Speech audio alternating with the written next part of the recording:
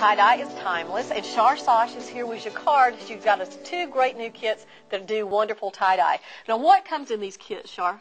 Well, first you get your instructions, your rubber bands, your gloves, and your soda ash. You get 3 bottles of dye and 1 empty. The first thing I'm going to do is take the soda ash, pour it into the lukewarm water. And what exactly does soda ash do? It sets the dye. And once you set the dye, you leave your fabric in the water for about 20 minutes.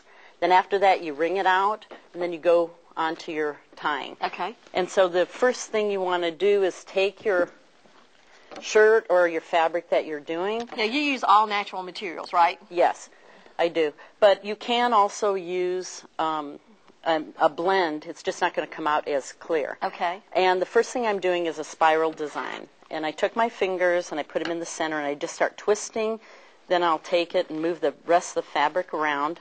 And this is one of those patterns that looks fabulous when you open it out, but it's really a lot easier to do than it looks, right? And the kids love it. Right. This is your traditional tie-dye design. Then I'll take the rubber bands and I'll work the rubber bands in a crisscross motion, and this is what you come out with.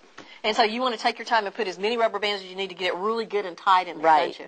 Now, this shirt started out pink, and you're going to go ahead and put the dyes on top of it. Right. And what I'm doing, I'm starting with my darker color first. I'm going to take it and I'm just going to crisscross it. And you get 3 primary colors of the dye, and you mix them in with the bottles, right? Mix them with water. And once that I spread the dye out, and I make sure it's into the areas that I want it, I'll then take it and flip it over and do the other side. Oh, that's a good idea. Yeah. Now, once you get all the dye put on it, what do you do after that?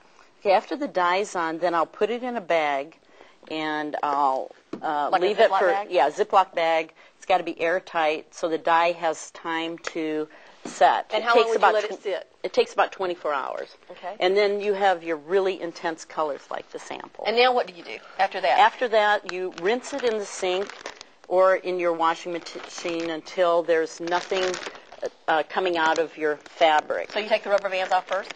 Actually, and then rinse it? You can do it either way. You can rinse it with the rubber bands on it first, then you cut your rubber bands off, and then you rinse it again until all the dye comes out. And then you're ready to go. And then this is how it comes out. This is wonderful. And then I see you've done the sheets back here. These are amazing. Those are so cute. Yeah, the really popular thing right now for college students and kids in school is doing their school colors and doing different patterns and things. And then you've got some great fashion back here, too. There's, of course, tie-dye is always wonderful to wear. It kind of makes you stand out from the crowd, doesn't it? Right. And I love the silk scarves. That's one of my favorite things. Those are beautiful.